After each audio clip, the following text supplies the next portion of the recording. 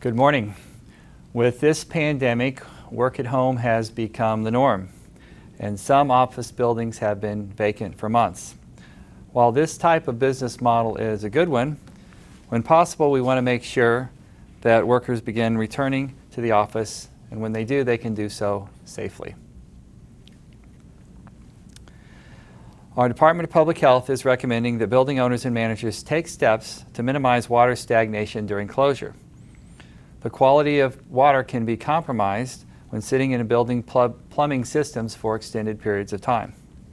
Sediment can build up in pipes, creating mechanical problems, and bacterial growth can also occur in water treatment equipment such as softeners, filters, plumbing fixtures, and hot water heaters that have not been in use regularly.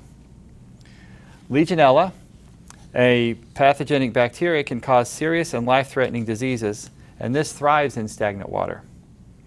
To protect the health of employees, water should be flushed thoroughly in a plumbing system to remove any stagnant water.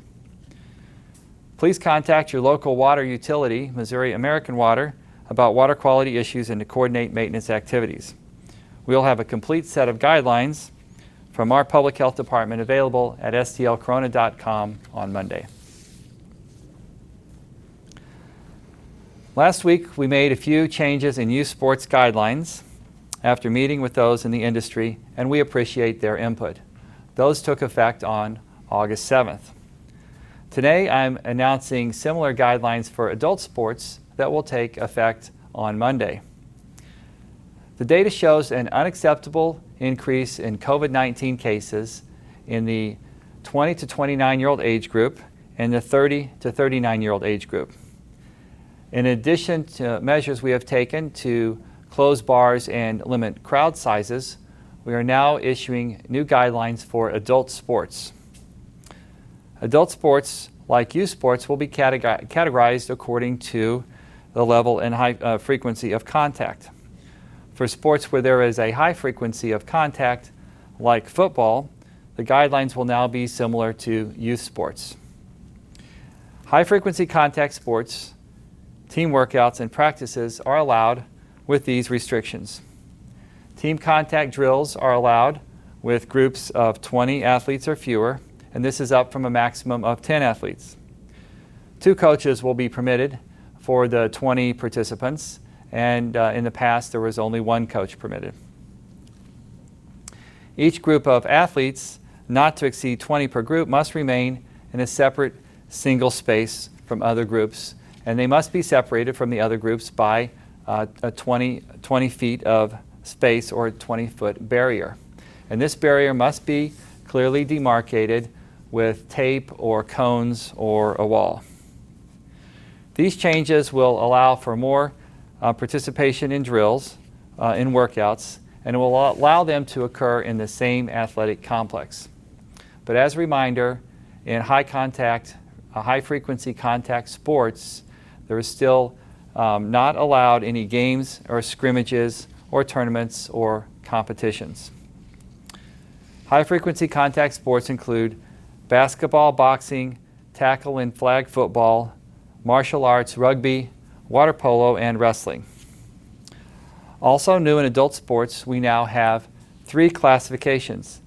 In addition to high frequency contact and low frequency contact, we've created a moderate frequency contact level of adult sports.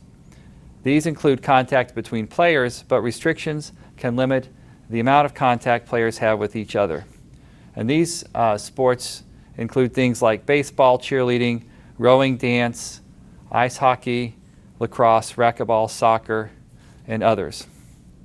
For these moderate frequency sports, the number of participants is increased to 30, but the same 20-foot barrier between single spaces of scrimmages has to be maintained.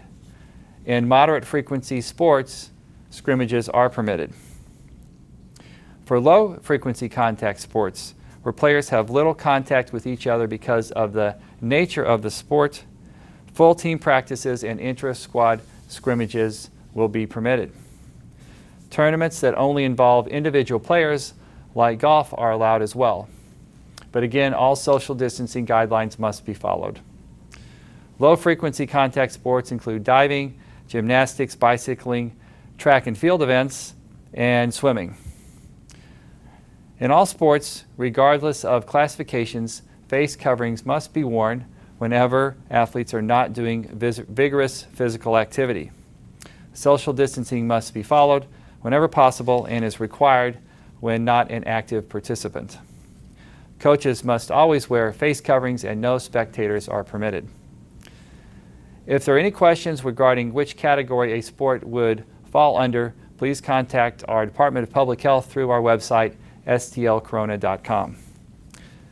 Adult sports guidelines apply to individuals 19 or older, and all college sports are allowed if the governing body allows for these sports and provides specific recommendations.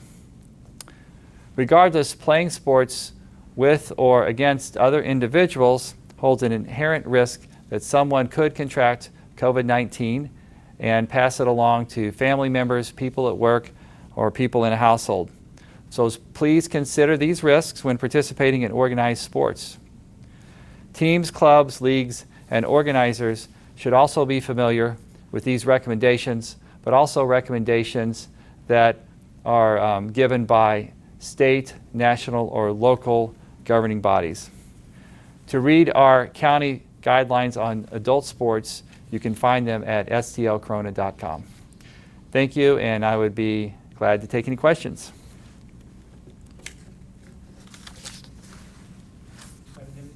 Anything, Doug? Okay, great. Thanks, everyone. Have a good weekend.